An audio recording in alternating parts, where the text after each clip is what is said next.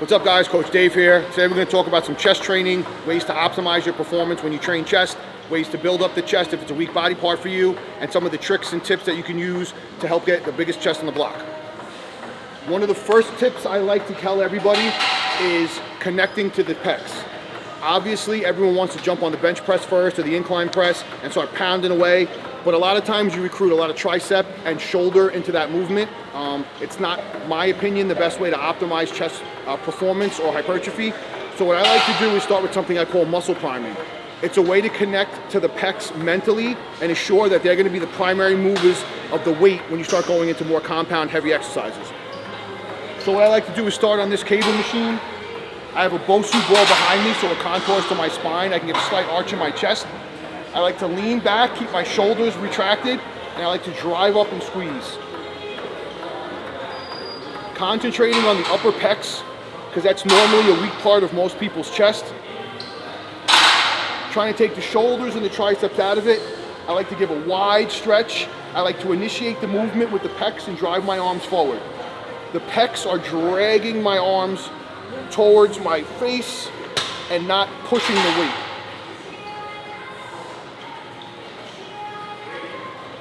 This can also be done on the flat.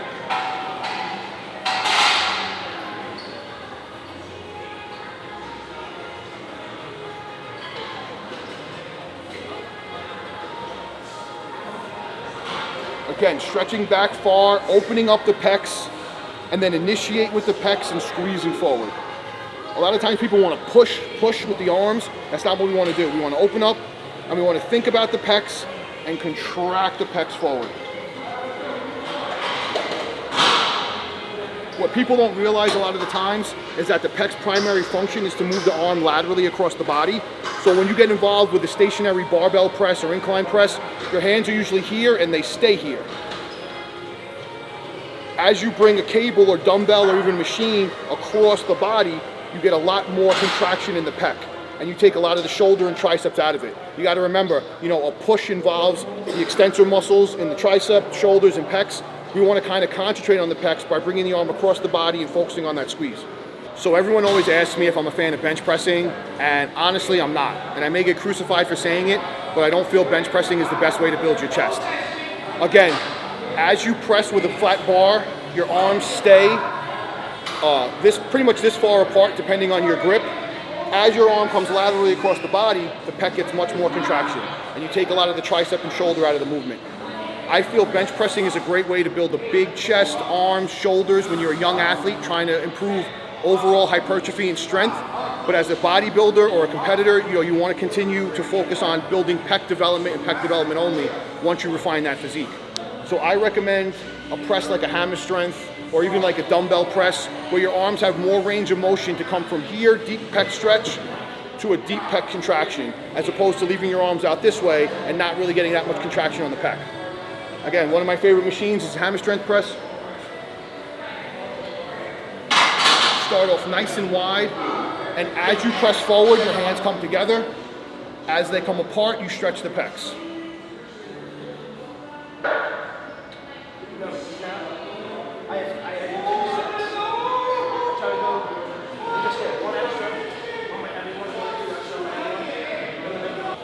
So I find this type of movement beneficial, again, more for building pecs and less for strength and overall power.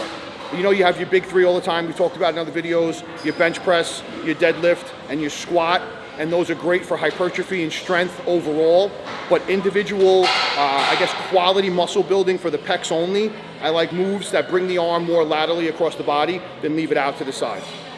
So when it comes to a standard dumbbell press, a lot of times people have different hand positions on the dumbbells. I like to hold more of a neutral position, but I'm going to show you the way I adjust the dumbbell in the press to take some stress off the wrist and keep everything on the pec the entire time. So when I lean back, I like to almost have the inner portions of the dumbbell on a little bit of an angle, and as I come up, I bring them together, and it's almost like I'm pushing through my pinkies. It takes stress off the wrist and keeps everything on the pec. And as you start getting up into bigger, heavier dumbbells, this is very important. If you hold them this way, your hands want to pull apart, and that's not what we want. Specifically for chest days in a row. If you notice, any good machine, it's going to have a grip that's going to be somewhat like this, and it's for that exact reason. So when it comes to chest training, obviously we know upper pecs, middle pecs, lower pecs. You know, the standard school of thought is always incline, flat, decline to hit all three angles. And that's true, but there are a lot of levels in between. And when you really want to hit the upper clavicular portion of the pectoral, you can almost raise this bench up to an angle like this, which some people utilize for pressing for shoulders. I don't think it's a great way to press for shoulders because it's going to be a lot of upper pec. Although you will get some shoulder tie-in, this is a good way to utilize upper pecs and create that top shelf on the top of your pectoral. Give an example.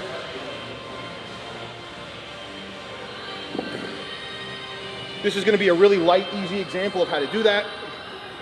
When you're sitting up, again, we have that hand position with the dumbbells, and we're going to press up over the top of the face and really, really squeeze the upper pecs together.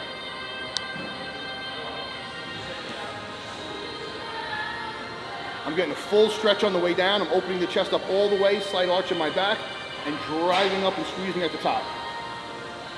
Some of the reasons why we muscle prime is so you feel this movement in the pecs and pretty much nowhere else.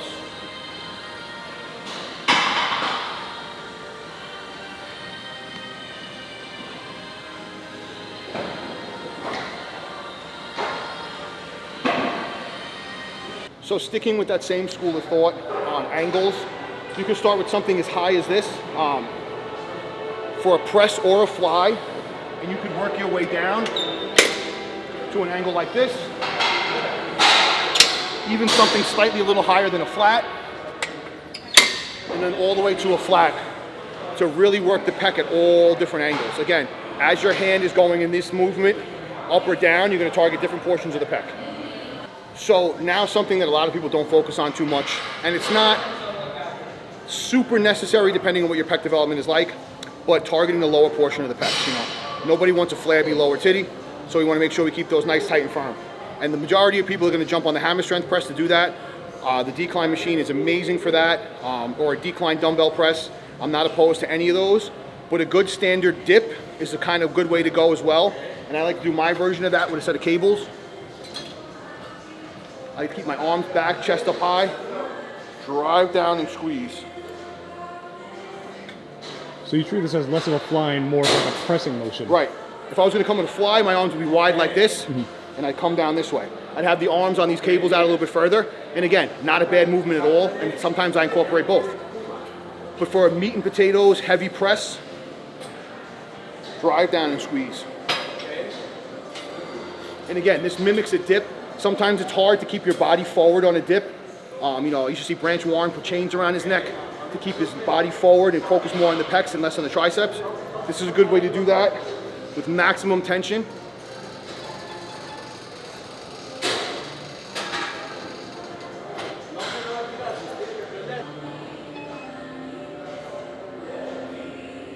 And again, like we said before, sticking with that theme, wherever your arm is kind of going to be the target area of the chest.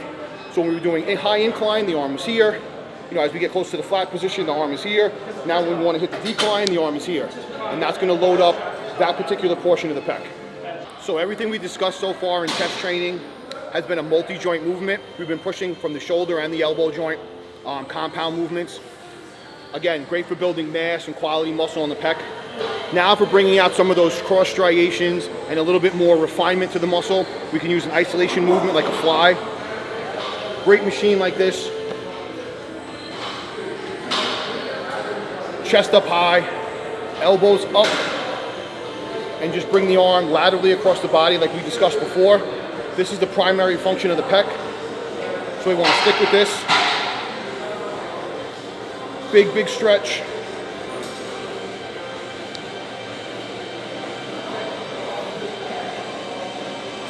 And a good squeeze.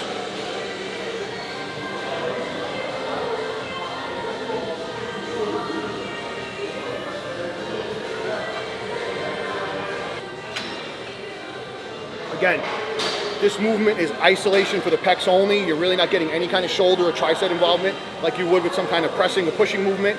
This is a strict lateral move from the humerus across the body, causing maximum pec contraction. As you can see, when my arm is here, I can flex my pec as much as I want.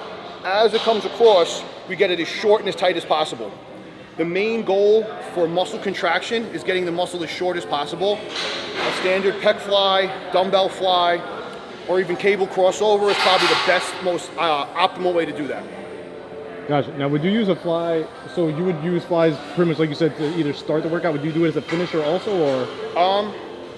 So there's two schools of thought when it comes to training. Again, a lot of them can be implemented on different days depending on what your program requires.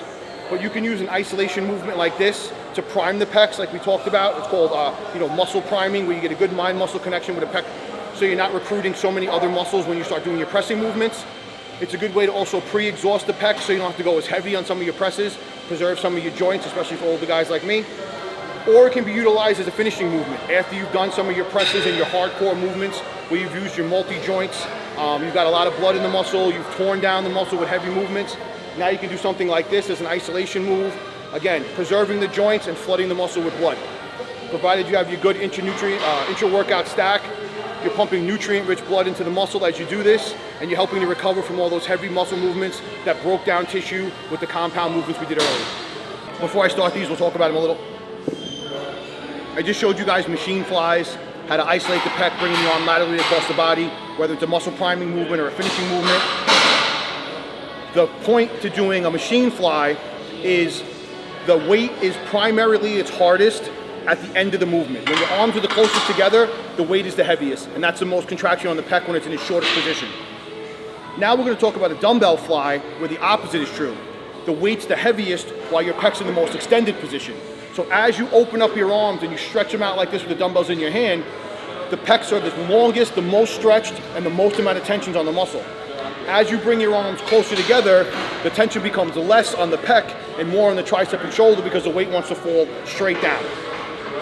So both those movements, a pec deck fly and a dumbbell fly, can be utilized, in my opinion, again, in the same workout because it puts stress on the muscle in different positions. One in its elongated position, one in its contracted position. And that's how you train muscles at different ends of the strength curve. This is also a good way to open up fibers because, again, the strength, the tensions on the muscle in its longest position, it's going to really elongate and open up the pecs and allow for maximum blood flow. So again, sit back, neutral grip on the dumbbells. I like to start with my arms straight up. Open them up nice and wide, slight bend in the elbow, really stretch the pecs. This is where the weight's the heaviest, and as I start to drag it up, it becomes kind of light, and now it just wants to come straight down. And most of the tension's on my elbows and shoulders. And as I open it back up again, stretch, stretch, stretch, and bring it up. And as you get comfortable in the movement, you'll realize you don't have to come all the way up like this. You can kind of stay about right here, and that'll keep tension on the pec and not so much wanting the weight to come straight down. So as you open up, bring the weight up, squeeze the pecs, keep the tension on the pecs, and then bring them back down.